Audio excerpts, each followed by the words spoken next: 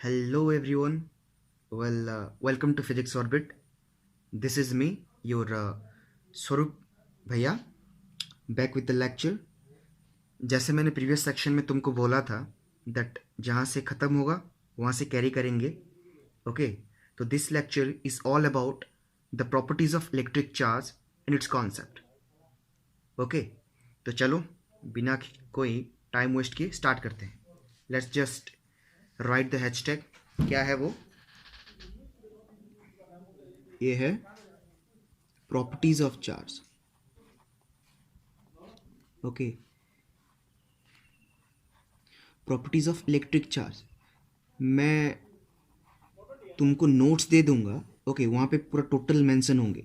Okay, ये मैं लिख रहा हूँ ना, बस जब क्लास करेंगे ना तो तब क्या होगा, बस मैं हेडिंग दूंगा, उसका एक्सप्लेनेशन दूंगा. ओके, तो इस तरह करेंगे तो जल्दी ख़त्म हो जाएगा हमारा कोर्स. और जो भी पीडीएफ फॉर्मेट में तुम लोगों का नोट्स है ना, वो तुमको मिलता रहेगा आफ्टर कंप्लीटिंग द सेक्शन. अगर ये मैं अभी पढ़ा दूंगा, उसके बाद तुमको नोट्स मिल जाएंगे. ओके, चलो properties of electric charge and its concept में पहला प्रॉपर्टी,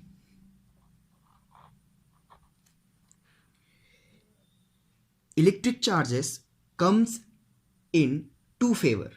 ओके, मतलब चार्जेस का दो वेराइटीज है. One is positive and one is negative. Positive positive का मतलब क्या होता है? Deficiency of electron.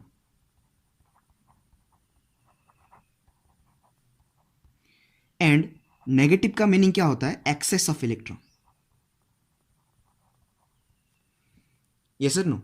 तो अगर मैं यहाँ पे ले रहा हूं पॉजिटिव चार्ज एक, और यहाँ पे एक ले रहा हूं नेगेटिव चार्ज, तो ऑब्वियसली क्या हमको क्या पता है दैट लाइक चार्जेस, अगर मैं प्लस प्लस लूं तो यहाँ पे क्या होगा? ऑपोजिट फोर्स होगा. मतलब क्या होता है इसको? Like charges repel each other. Yes और no. Similarly if I will take unlike charges, then they are going to attract each other.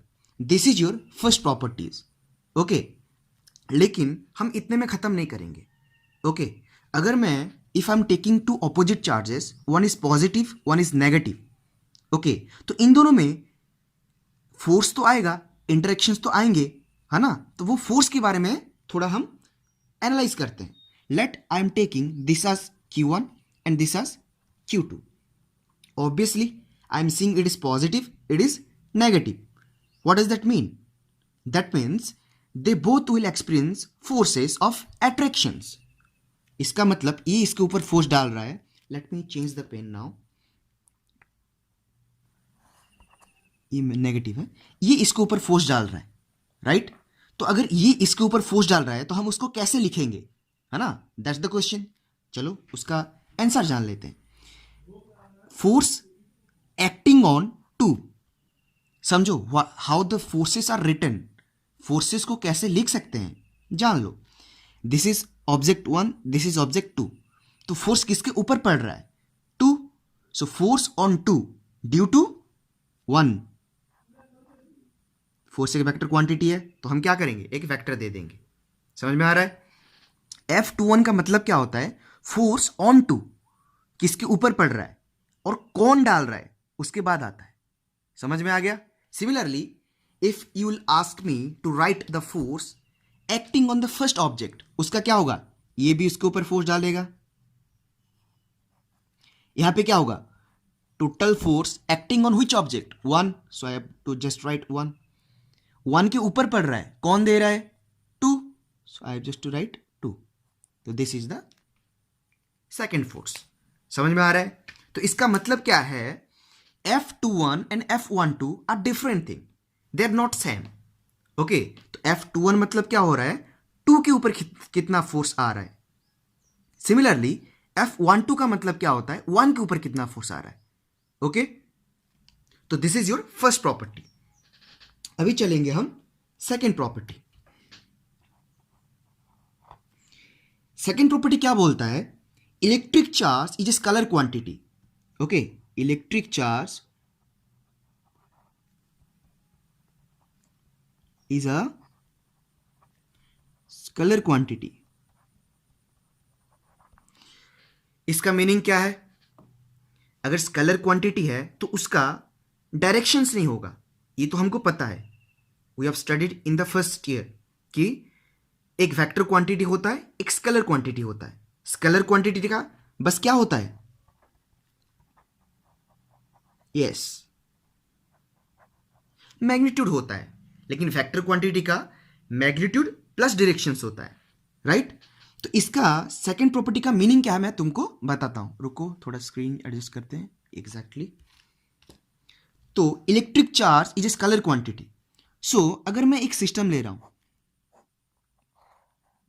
Late system भी S1, तो यहां पे अगर बहुत सारे चार्जेस हैं, let it be Q1, Q2, Q3 और -Q4, चार्ज माइनस भी तो हो सकता है ना, दो टाइप का भी पॉसिबल है। तो वो क्या बोल रहा है, electric charge is scalar quantity, मतलब ये एक चार्ज क्या है, Q1 है, ये Q2 है, ये Q3 है, ये -Q4 है, लेकिन सिस्टम ऑफ चार्ज क्या होगा, सिस्टम ऑफ चार्ज, ये टोटल सिस्टम में कितने चार्जेस होंगे, तो कैसे फाइंड करोगे।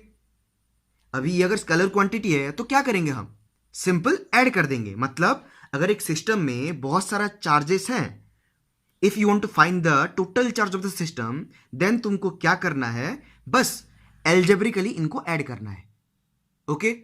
अगर एल्जेब्रिकली मैं उसको ऐड करूंगा तो उसका कुछ ऐसा होगा, देखो Q1 उसके बाद प्लस Q2 प्लस Q3, उसके बाद देखो माइनस है, तो इसीलिए आप टू टेक -Q4, समझे। इसको बोलते हैं algebraic addition regarding to scalar quantity. मतलब इलेक्ट्रिक चार्ज एक स्केलर क्वांटिटी है, तो हम सिंपली उसको ऐड कर सकते हैं algebraically, okay. This is your second property. अभी तुम्हारा आई होप समझ में आ गया होगा, इतना कुछ डिफिकल्ट नहीं है एक्चुअली। कुछ ये जो प्रॉपर्टीज आप समझोगे ना, बहुत इजी है टू अंडरस्टैंड, इसको तुम फील भी कर सकते हो, है ना। ये देखो कैसे फील कर दिया ना तुमने, ये भी। सिमिलरली एवरी प्रॉपर्टी का मैं फिजिकल सिग्निफिकेंस तुमको बता दूंगा, ओके। उसमें डरना बिल्कुल मना है, ओके। आराम से पढ़ो, समझ जाओ, और कुछ नहीं चाहिए। चलो let's move to third property. Third property क्या बोलता है, इलेक्ट्रिक चार्ज इज ट्रांसफरेबल।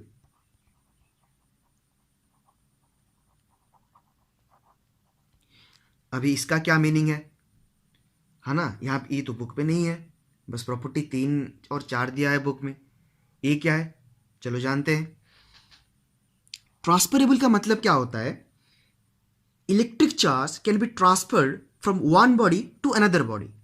अगर मैं दे रहा हूं एक 2 ऑब्जेक्ट ले रहा हूं, ऑब्जेक्ट 1, ऑब्जेक्ट 2, यहां का चार्ज यहां पे जा सकता है। देखो मैंने जब तुमको चार्ज का ट्रांसफर बताया तब मैं किसको ट्रांसफर कर रहा हूं, ये एक अच्छा पॉइंट है, किसको कर रहा हूं, इलेक्ट्रॉन्स को कर रहा हूं, समझ रहे हो। तो हमेशा याद रखना, जब चार्ज ट्रांसफर होगा मैं बोल रहा हूं, तो इसका मतलब क्या, कौन सा चीज ट्रांसफर हो रहा है, इलेक्ट्रॉन्स ट्रांसफर हो रहा है, okay. Electric charge is transferable, मतलब इलेक्ट्रॉन इज ट्रांसफरेबल। एक ऑब्जेक्ट, अगर 2 ऑब्जेक्ट में कुछ इलेक्ट्रिक चार्ज ट्रांसफर हो रहा है, इसका मतलब इलेक्ट्रॉन ट्रांसफर हो रहा है, कभी प्रोटॉन्स नहीं होंगे। This is the restriction, this is the restriction of movement of electric charge, समझ रहे हो। मैंने बोला था प्रीवियस क्लास में कि इलेक्ट्रॉन क्यों ट्रांसफर हो रहा है, प्रोटॉन क्यों नहीं हो रहा है, बिकॉज क्या है ना, प्रोटॉन बहुत न्यूक्लियस के अंदर है। तो अगर ये न्यूक्लियस के अंदर है तो ये मतलब उसके पास अभी न्यूक्लियस ने ज्यादा फोर्स दे के रखा है उसके अंदर, समझो ये चीज। अगर प्रोटॉन पास में है ना तो उसको ज्यादा फोर्स से वो खींच के रखा है, लेकिन इलेक्ट्रॉन्स क्या है, लूजली बाउंड है। This is tightly bound, the proton is tightly bound with respect to nucleus, but the electrons is lightly bound. So अगर जो लाइटली बाउंड है वो तो पार्टिसिपेट करेगा ना, समझ रहे हो। That's why proton is not taking a step for the transferable, मतलब ट्रांसफर होने का नाम भी नहीं लगता प्रोटॉन, ओके। और ट्रांसफर कौन होता है, इलेक्ट्रॉन, ओके, समझ में आ जाना चाहिए, ये इजी थिंग है, क्योंकि इलेक्ट्रॉन्स लूजली बाउंड है इसलिए ट्रांसफर होता है, प्रोटॉन्स क्योंकि टाइटली बाउंड होता है न्यूक्लियस के साथ इसलिए वो ट्रांसफर नहीं होगा। ओके, चलो ये तुम्हारा थर्ड प्रॉपर्टी। उसके बाद तुम्हारा प्रॉपर्टी आता है कंजर्वेशन ऑफ चार्ज, ये बहुत इंपॉर्टेंट है। ओके, चलो, और बाकी तो पता है ना तुम लोगों को, मैंने बोल दिया जो नेगेटिवली चार्ज कब होगा, पॉजिटिवली चार्ज क्या होगा, हाँ मैंने बोल दिया है वो सब, है ना, कि नंबर ऑफ इलेक्ट्रॉन्स अगर ज़्यादा हो जाएंगे नंबर ऑफ प्रोटॉन से तो negatively charge, number of protons अगर greater than number of electrons हो गए तो क्या होगा, प्रोटॉन ज़्यादा हो गया तो पॉजिटिव चार्ज है ना, तो पॉजिटिवली चार्ज, है ना, दोनों सेम हो गए N P equal to N E तो क्या हो जाएगा, न्यूट्रल हो जाएगा, ये सब तुमको पता है। ओके, तो अभी नेक्स्ट जो प्रॉपर्टी है इससे मैथमेटिकल्स में क्वेश्चंस आ जाता है, हम करेंगे सफिशिएंट मैथमेटिकल करेंगे जब तक हम हैं। ओके, तो चलो let's move to the next property, let me just change the paper and come back to you. So, the fourth property is what I have written there. The charge is conserved in a system. समझ रहे हो? तो इसका मतलब क्या है, चलो जानते हैं। हमें पता है that the charges cannot be created और nor be destroyed, है ना, मतलब हम चार्ज को क्रिएट भी नहीं कर सकते कि डिस्ट्रॉय भी नहीं कर सकते, है ना। It can transfer from one form to another, मतलब यहाँ पे एक ऑब्जेक्ट है, you know, let I am taking I am just writing the name of the subject A or B. Okay, so if I am giving let plus Q be the amount of charge given to the subject A. Okay, और ये जो B है, अभी देखो अगर plus Q amount of charge A को दिया हूं तो A कौन सा ऑब्जेक्ट है, चार्ज ऑब्जेक्ट है। सिमिलरली यहां का चार्ज 0 है, मतलब क्या है, अनचार्ज ऑब्जेक्ट है। ओके, सो अगर मैं इनको क्या करूंगा, if I will take a conducting wire, okay, मैं समझा रहा हूं कंजर्व कैसा है। ओके, ये टोटल सिस्टम है ना,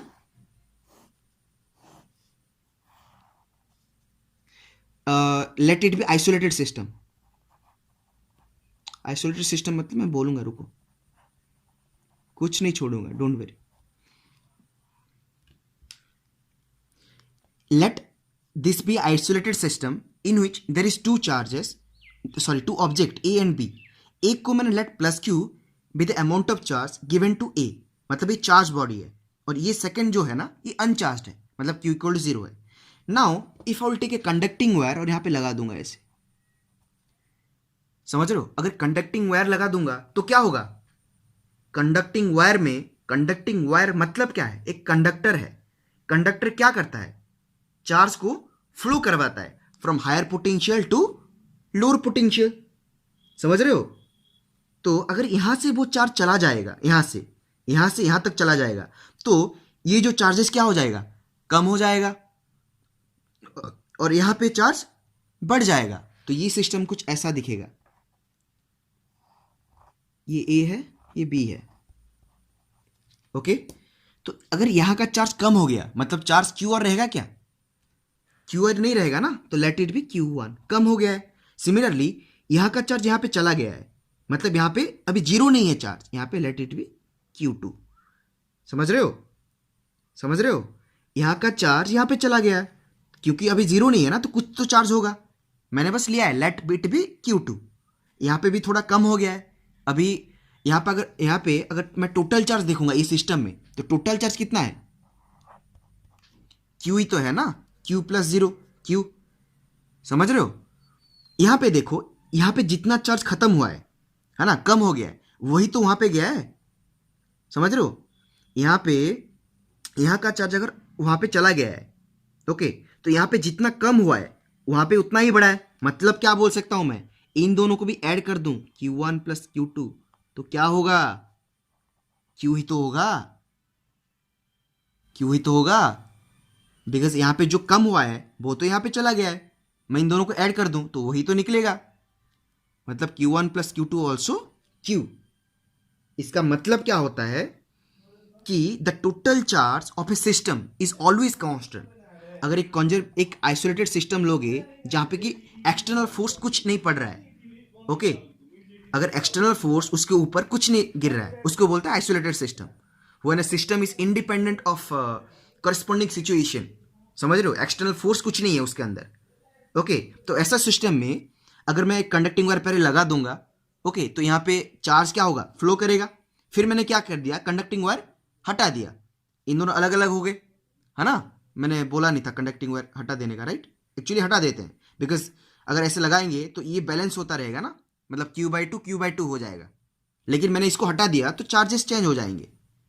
मैं ये जो कंडक्टिंग वायर हटा दिया हूं अभी, तो अभी Q1 Q2 है, ये एक टोटल सिस्टम है ना, तो टोटल चार्ज ऐड करूंगा तो वही तो निकलेगा, समझ रहे हो। तो इसका मीनिंग क्या है, the total charge of a system of an isolated system is constant. Okay, तो this is all about the conservation of charge, कि एक सिस्टम में कभी चार्जेस ना फ्रैक्शन में नहीं होंगे, है ना, हमेशा कांस्टेंट ही रहेंगे, कभी चेंजेस नहीं होगा। यहाँ पे देखो क्यू है, यहाँ पे वही सिस्टम है, क्यू ही है। ओके, तो this is all about your conservation of charge. Okay, अभी नेक्स्ट प्रॉपर्टी जाएंगे। So your fifth property is quantization of charge. चलो लिख लेते हैं, हेडिंग दे देते हैं, क्या है, क्वांटाइजेशन ऑफ चार्ज।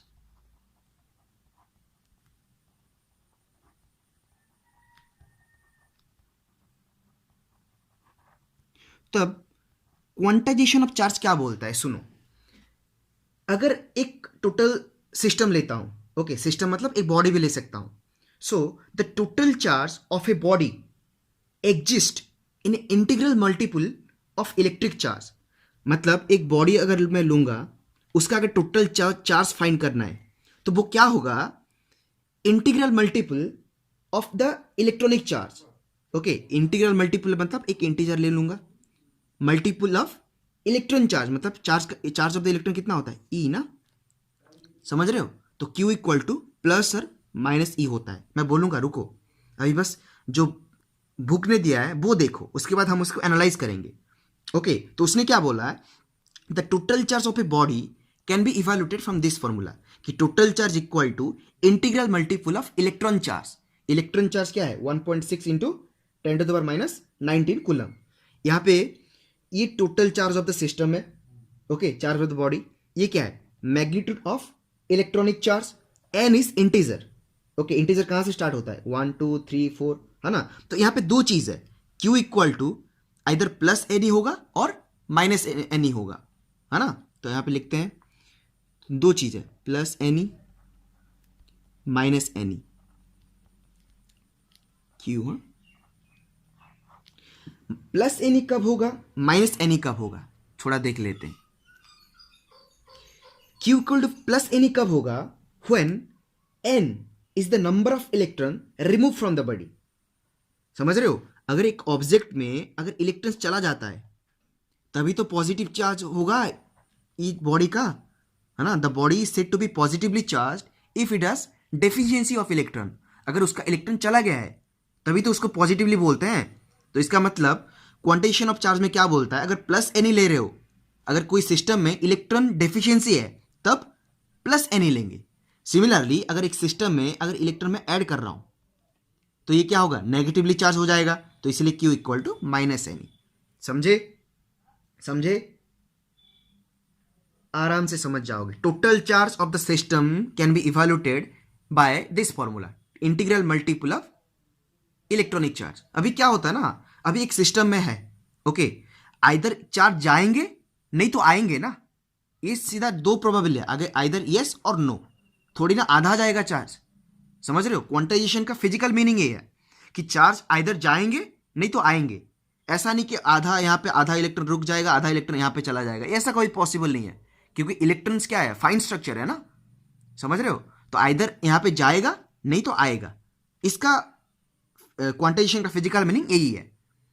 इलेक्ट्रॉन जा रहा है नहीं तो आ रहा है, ऐसे इलेक्ट्रॉन एक ही जाएगा, एक जाएगा, दो जाएगा, तीन जाएगा, that's why it is integer ना, 4 5, आइदर एक जाएगा, दो जाएगा, 3 4 5 जा सकता है, लेकिन 0.1 0.2 ऐसा नहीं जाएगा, समझे, क्योंकि इलेक्ट्रॉन्स एक फाइन स्ट्रक्चर है, उसको हम तोड़ नहीं सकते। आइदर एक जाएगा, दो जाएगा, और एक बार बोल रहा हूं इंपॉर्टेंट है इसीलिए क्योंकि इससे ना बहुत सारा मैथमेटिकल नंबर सॉल्व हो जाएगा। वो पूछेगा total charge of the system दे दिया होगा, okay, total charge of the system दे दिया होगा और वो पूछेगा कितने इलेक्ट्रॉन्स हैं।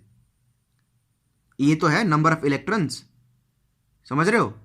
Total charge of the system अगर दिया होगा, अगर नंबर ऑफ इलेक्ट्रॉन मांगेगा तो total charge of the system by क्या कर देंगे, ई 1.6 इंटू 10⁻19 कूलम। बहुत सारा क्वेश्चन है, करेंगे आराम से। अभी के लिए इतना जान लो कि क्वांटाइजेशन ऑफ चार्ज मतलब क्या होगा, इलेक्ट्रॉन ट्रांसफर हो रहा है या फिर नहीं हो रहा है। अगर हो रहा है तो दो पॉसिबल है, आइदर डेफिशिएंसी होगा नहीं तो एक्सेस होगा। डेफिशिएंसी होगा तो प्लस एनी, एक्सेस होगा तो minus any. Okay, this is all about your quantization of charge. Okay, अभी नेक्स्ट प्रॉपर्टी चलेंगे।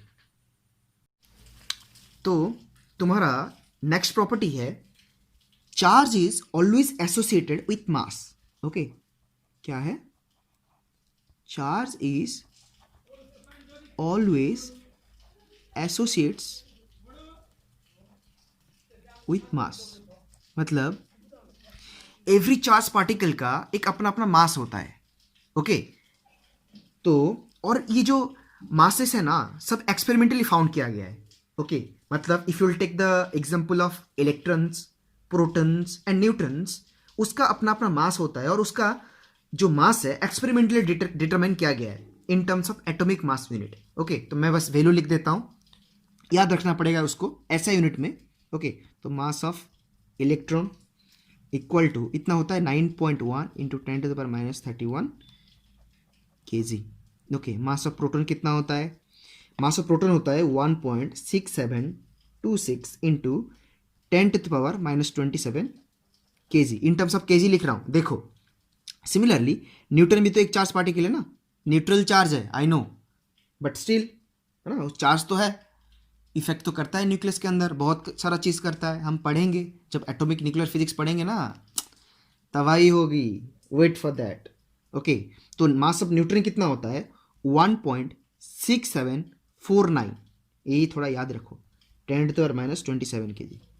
और ये मतलब एक चीज़ याद रखना, हमेशा क्या होता है ना, मास ऑफ न्यूट्रॉन ना, mass of neutron is greater than, slightly greater then mass of proton. दोनों सेम हम कंसिडर कर लेते हैं। ओके, बट एक्चुअली सेम नहीं होता, देखो ना थोड़ा फर्क पड़ रहा है, 0.00 समथिंग लाइक कितना जस्ट मतलब 2224 टाइप, हाँ 223 0.0023 ऐसा कुछ डिफर करता है। ओके, तो ये होता है करस्पॉन्डिंग एसोसिएट मास, मतलब मास of electron, mass of proton, mass of neutron. मतलब क्या होता है, चार्ज के पास अपना मास होता है और इसको थोड़ा तुमको याद रखना पड़ेगा इन terms of SI unit, KG units में। अगर तुम बोलोगे एटॉमिक मास यूनिट में कन्वर्जन करके लिखें, I can write, okay, but अभी उसका मतलब जरूरत नहीं है। I know if you ask me I will write कि मास ऑफ प्रोटॉन क्या होता है 1.007 AMU, मास ऑफ न्यूट्रॉन क्या होता है 1.008 AMU, मास ऑफ इलेक्ट्रॉन क्या होता है 5.49 इंटू 10⁻⁻4 AMU। ये बस अभी के लिए नहीं चाहिए। ओके, सो इसलिए मैं नहीं लिख रहा हूं। ओके, चलो ठीक है, नेक्स्ट प्रॉपर्टी चले। चलो नेक्स्ट प्रॉपर्टी चलने से पहले एक चीज बता देता हूं तुम्हें, पढ़ रहे हो तो अच्छे से पढ़ लो ना, है ना। क्वांटाइजेशन का एक चीज याद आया मुझे, मैंने क्या बोला क्वांटाइजेशन में कि जो इलेक्ट्रॉन ट्रांसफर होगा या इलेक्ट्रॉन ऐड होगा वो फ्रैक्शन ऐड नहीं होते, समझ रहे हो, मतलब फ्रैक्शनली ट्रांसफर नहीं होता। कोई ऐसा तुमको ये क्वांटाइजेशन का है, कोई ऐसा चीज तुम्हें नहीं मिलेगा जिसका चार्ज +1/2e होगा कि +2/3e होगा, ये पॉसिबल नहीं है। बट तुम्हारे बुक में ऐसा लिखा है कि फ्रैक्शन पॉसिबल नहीं है, बट एक्चुअली क्या होता है ना, ये पॉसिबल है, अभी मिला है, मतलब अभी तुम्हारे बुक में मेंशन अभी तक होगा नहीं। ओके, अभी मिला है रिसेंटली कि एक ऐसा ही पार्टिकल होता है जिसका चार्ज होता है 2/3e एंड और भी कुछ पार्टिकल होता है जिसका चार्ज होता है 1/3e। फ्रैक्शन है ना ये भी, समझ रहे हो। मैं तुमको ये इसलिए बता रहा हूं कि तुमको पता चले कि है कुछ ऐसा पार्टिकल। क्वांटाइजेशन का स्पेशल क्या होता है, अप्रोच होता है, कंडीशन होता है। ओके, इसको हम बोलते हैं क्वार्क्स। क्या बोलते हैं, क्वार्क्स। इसका एक लिमिटेशन है, बोल सकते हो कि इंटीग्रल मल्टीपल है ना, यहाँ पे देखो इंटीग्रल नहीं फ्रैक्शन मल्टीपल है, तो इसको बस याद रखो, स्पेशल केस ऑफ क्वांटाइजेशन बोल के। कि कुछ ऐसा भी चार्ज होता है जिसका चार्ज 2/3 माइनस 1/3 होता है, वो एग्जिस्ट करता है, लेकिन ये ना बहुत कम टाइम के लिए एग्जिस्ट करता है। मतलब अभी तक हमको पता नहीं कि ये होता है कि नहीं, होता है कि नहीं है। हम इतना बोल सकते हैं कि ये मतलब एग्जिस्ट कर रहा है शायद, क्योंकि ये ना स्टेबल नहीं होता। ओके, मतलब एक्सपेरिमेंटली लग रहा है कि है ये सब, लेकिन अभी तक स्टेबल फॉर्मेट में हमको मिला नहीं है, तो इसीलिए हमने इसको इंक्लूड यहाँ पे नहीं किया है। बस तुम्हारे इन्फॉर्मेशन के लिए तुम समझ लो, ओके, कि नहीं कुछ ऐसा चीज़ है, ओके, और कुछ नहीं है। चलो, तुम्हारा कितना प्रॉपर्टी खत्म हो गया? 6 प्रॉपर्टी खत्म हो गया। मास मतलब associate mass, charge is associate with mass. अभी और एक प्रॉपर्टी आएगा, और 2 प्रॉपर्टी है, और 3 प्रॉपर्टी शायद। अभी जो प्रॉपर्टी आएगा ना, मजेदार प्रॉपर्टी है, तुम कभी सुने भी नहीं होगे ये सब। चलो ठीक है, स्टार्ट करते हैं next property. Let me just change the paper now. तो तुम्हारा 7 नंबर प्रॉपर्टी, जो कि काफ़ी इंपॉर्टेंट है, और यही था जो नीट में आया था, इसको तुम मतलब आइडेंटिफाई नहीं कर पाए तो 1 मार्क नहीं 4 मार्क चला गया। समझ रहे हो ना? तो देखो, ये थोड़ा बुक से हटके है, फिर भी जानना कुछ इजी है, इतना डिफिकल्ट नहीं है कि हम समझ नहीं पाएंगे। समझ रहे हो ना? तो 7 नंबर प्रॉपर्टी क्या बोलता है? Charge is relativistically invariant. Charge is रिलेटिविस्टिकली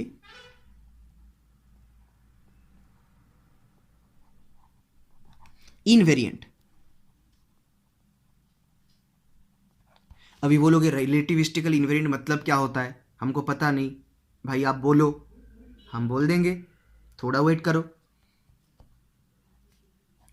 जब भी तुम्हें ना रिलेटिविटी टर्म्स आ जाए, ये ऐसा ये टर्म, तो समझ लेना कि जो भी चीज है वो लाइट की स्पीड में मूव कर रहा है। समझ रहे हो? Here the charge Q is moving with velocity v। v नहीं, c क्या होता है? Speed of, what is this? Speed of light. समझ रहे हो? तो ये बोल रहा है चार्ज इज रिलेटिविस्टिकली इनवेरिएंट। मतलब क्या होता है? अगर चार्ज को तुम लाइट स्पीड में मूव कराओगे तो उसका कोई भी चेंज नहीं होगा।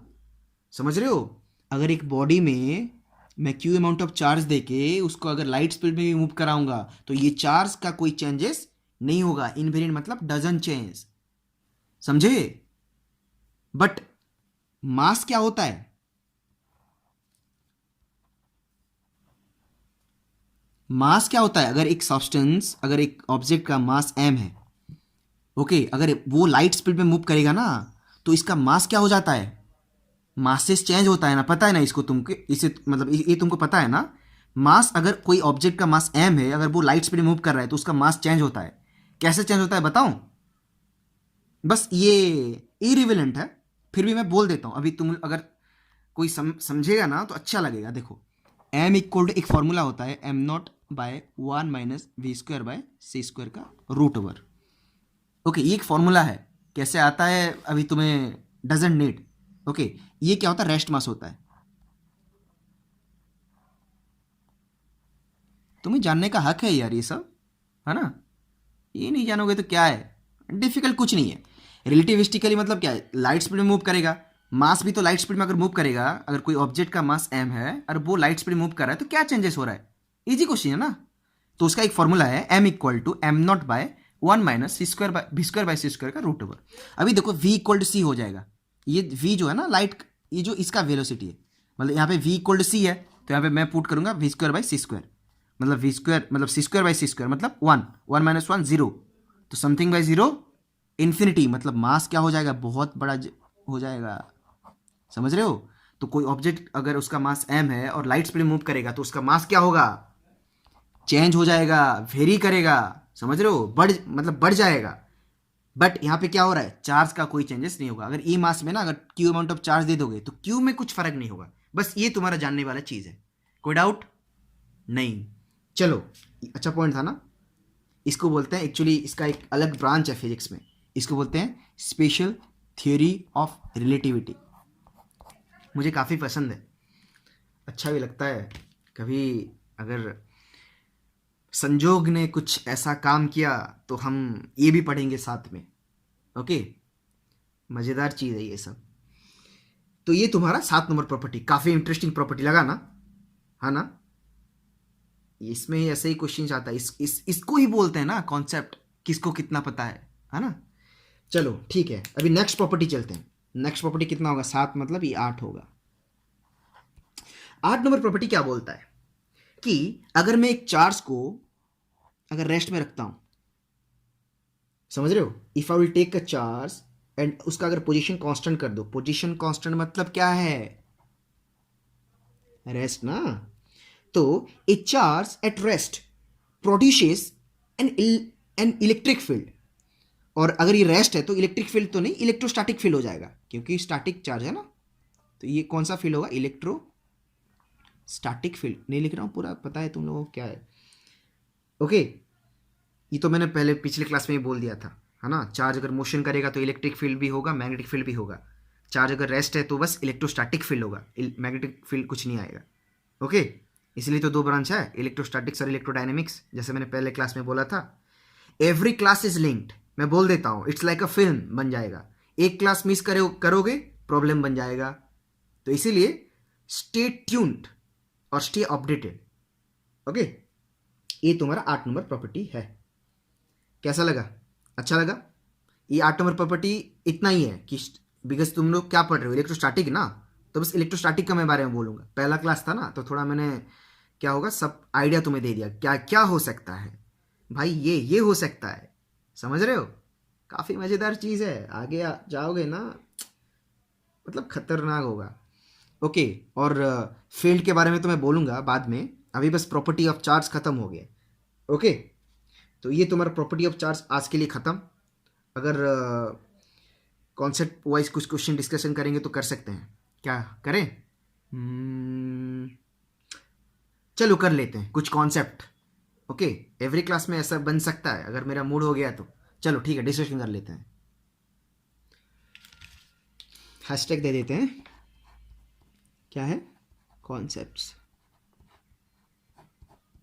ओके, क्वेश्चन 1 देखो। आई नो पिछले वीडियो में थोड़ा साउंड का प्रॉब्लम था, लेकिन फिर भी तुम लोगों ने कुछ नहीं एडजस्ट किया, हमको अच्छा लगा, आज का साउंड सिस्टम अच्छा है।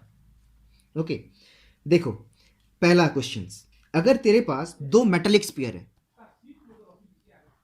ओके 2 मेटालिक स्फीयर है ऑफ एग्जैक्टली सेम मास, मतलब इसका भी मास है इसका भी मास m है, दिख रहा है। यस, थोड़ा चेंज कर लेते हैं। ओके, तो you have 2 metallic sphere, identical metallic sphere of exactly same mass. एक को मैंने दिया +q, ओके, दूसरे को मैंने दिया -q, समझ रहे हो। एक चार्ज को मैंने +q दिया और दूसरे को -q दिया। तो वो एक क्वेश्चन मेरे पास है कि मैं चार्ज देने के बाद क्या उनके मास डिफर करेंगे कि नहीं। पहले ये मास m था ना, सब सेम था, मैंने यहाँ पे +q चार्ज दिया, यहाँ पे -q चार्ज दिया, तो उसके बाद इसका मास कितना होगा, इसका मास कितना होगा। अगर जितना जितना होगा तुमको अगर पता चल गया तो उन दोनों में कौन सा रिलेशन है, मतलब कौन सा बड़ा है कौन सा कम है, या फिर दोनों सेम है ना, ऐसा 2 रिलेशन बन सकता है। तो चलो फाइंड करते हैं, या फिर तुमको कुछ टाइम दे, बोलोगे, हाँ क्या बोलोगे। चलो मैं बोल देता हूं, सुनो। पॉजिटिव चार्ज कब होगा, पॉजिटिव चार्ज कब होगा, ऐसे सोचो। पॉजिटिव चार्ज कब होगा, जब इसके पास इलेक्ट्रॉन चले जाएंगे। सिमिलरली इसके पास नेगेटिव चार्ज कब होगा, जब इसके पास इलेक्ट्रॉन ऐड होंगे। यस और नो। तो एक जगह पे इलेक्ट्रॉन्स चला जा रहा है, इलेक्ट्रॉन्स का अपना मास होता है, समझ रहे हो, that's why we are writing me। तो इसका मास m पहले था, उसका टोटल मास, इसका टोटल मास मतलब क्या था, मास of electron plus mass of proton plus mass of neutron, यही तो था ना। यस और नो। टोटल मास क्या होता है, mass of electron proton plus neutron. लेकिन अभी मास ऑफ इलेक्ट्रॉन क्या हो गया, 2 3 चला गया, मतलब ये मास ऑफ इलेक्ट्रॉन में क्या हो गया, चेंज हो गया, कम हो गया। अगर ये कम हो जाएगा तो ये भी क्या हो जाएगा, कम हो जाएगा, समझे। Similarly in this case electron add हो रहा है, तो इसका मतलब me क्या हो रहा है, बढ़ रहा है, तो ये क्या हो जाएगा, बढ़ मतलब ज़्यादा हो जाएगा, मतलब क्या हो जाएगा, m of negative charge is m of greater than positive charge. m of negative मतलब क्या है, mass of negatively charge body is greater than the mass of positively charge body. समझे? अच्छा लगा? अच्छा कॉन्सेप्ट है, काफी मजेदार भी है, ये सर नो। तो इसको बोलते हैं कॉन्सेप्ट वाइज क्वेश्चन। इसको बस कहाँ पे मिलेगा नहीं ये सब क्वेश्चंस, बस तुम लोगों के लिए just make the notes of this type. Okay, ज़्यादातर इजी लगता है जब अभी सब पढ़ रहे हो ना तो इजी लग रहा होगा, लेकिन बाद में क्या होता है ना, भूल जाते हो ये सब। ओके, और एक क्वेश्चन लेते हैं। ओके, सेकंड क्वेश्चन क्या है, एक्सप्लेन द स्टेटमेंट। ये भी आया है एग्जाम में, एक्सप्लेन द स्टेटमेंट। कुछ क्वेश्चंस तो मैं थोड़ी ना मैं सब बनाऊंगा, नहीं ना। एक्सप्लेन द स्टेटमेंट, कौन सा स्टेटमेंट लिख देते हैं। For a body an electric charge is quantized. इसका मीनिंग क्या है? अच्छा क्वेश्चन है, समझ रहे हो। यहाँ पे अभी फिजिकल सिग्निफिकेंस तुमको पता चलेगा। मैंने तो डेफिनेशन बोल दिया क्वांटाइजेशन ऑफ चार्ज में क्या होगा, है ना, क्यू इक्वल टू एनी, कि टोटल नंबर ऑफ, मतलब total charge of the system is constant, but उसका फिजिकल मीनिंग अभी पता चलेगा। देखो देखो, अगर इसको पता, अगर कल एक्चुअली कमेंट सेक्शन बंद कर दिया था, मुझे भी नहीं पता था कैसे, है ना। आज तुम्हारा कमेंट सेक्शन ओपन हो जाएगा, देखो लेक्चर्स, सजेशन के लिए भेजो कमेंट, हम देखेंगे जब फ्री होंगे हम, और क्या ऐड कर सकते हैं क्या नहीं वो भी बोलो, हम देखेंगे। ओके, चलो ये step, explain the statement for a body and electric charge is quantised, see for charge is quantise. इसका मतलब क्या है, पहले एक बॉडी लेंगे फिर देखते हैं। मैंने एक बॉडी लिया ए, लेट द सब्जेक्ट बी ए। वो क्या बोल रहा है, इलेक्ट्रिक चार्ज इज क्वांटाइज्ड। इसका मतलब क्या होता है पता है? इसका मतलब है यहां पे जो इलेक्ट्रॉन्स हैं, समझ रहे हो, ये इलेक्ट्रॉन्स अगर 1 2 3 4 5 इलेक्ट्रॉन्स हैं, तो इतने इलेक्ट्रॉन्स में कितना इलेक्ट्रॉन्स ट्रांसफर हो सकता है, समझ रहे हो। For a body electric charge is quantize, मतलब एक ऑब्जेक्ट, एक बॉडी में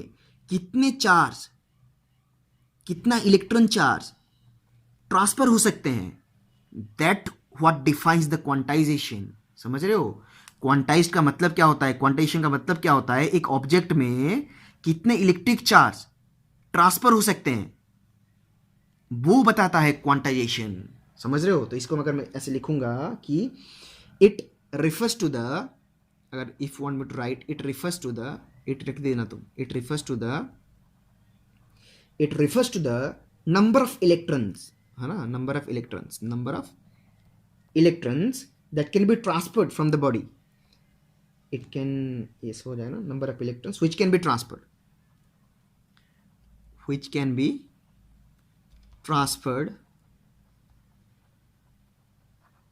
from that body,